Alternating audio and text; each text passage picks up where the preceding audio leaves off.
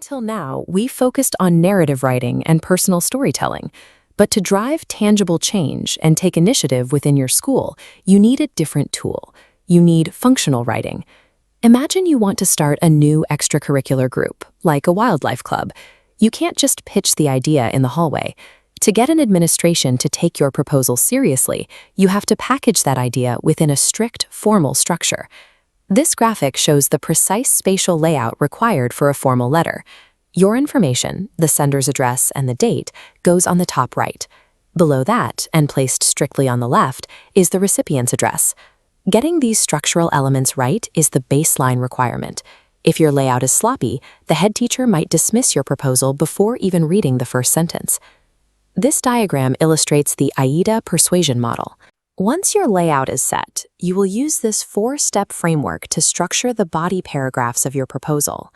The first step is attention. You capture the administration's focus immediately with a clear subject line, followed by an opening sentence that identifies a pressing local problem the school is currently facing. This image shows our local wetlands.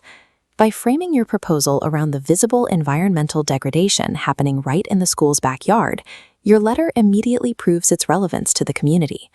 Next, you build interest. This is where your writing shifts from the problem to the solution, informing the reader about exactly how the club will operate. You do this by listing specific, actionable activities. For a wildlife club, you would outline plans like weekly Indigenous tree planting sessions and monthly school-wide environmental audits. Capturing attention and outlining activities successfully explains what the club is, but it does not yet prove why the administration should support it. That brings us to desire, the third step. Here, your writing must become persuasive. You have to sell the direct benefits of the club to both the students and the institution. For the wildlife club, you would argue that membership will directly improve students' practical biology grades while providing hands-on opportunities to develop leadership skills. Let's test this concept. Pause the video here, grab a pen, and write down a single sentence that creates desire for a hypothetical science and innovations club. Think about the direct benefits.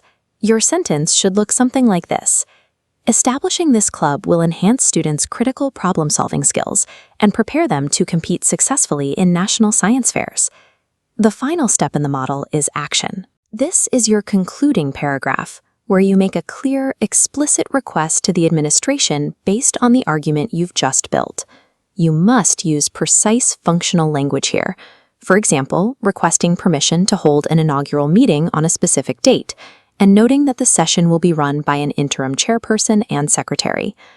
By walking your reader through attention, interest, desire, and action, your proposal becomes a structurally sound, persuasive argument that administrators can easily evaluate and approve. This diagram shows the complete formal letter. You can see exactly how the four steps of the AIDA model translate into four distinct body paragraphs, nestled perfectly between the formal headers and the closing. There is a strict rule for the sign-off. Because you opened the letter with the formal salutation, "Dear Sir" or "Madam," you must close it exclusively with "Yours faithfully," followed immediately by your signature. This table summarizes your entire toolkit. Once your letter succeeds and the club is approved, your next step is running an organized meeting. That means drafting an agenda, typically covering an opening prayer, a reading of previous minutes, the chairperson's report, and any other business. Mastering the formal letter grants you a direct mechanism for institutional influence. By applying these structures, you gain the practical leverage to advocate for your ideas and lead meaningful change within your school.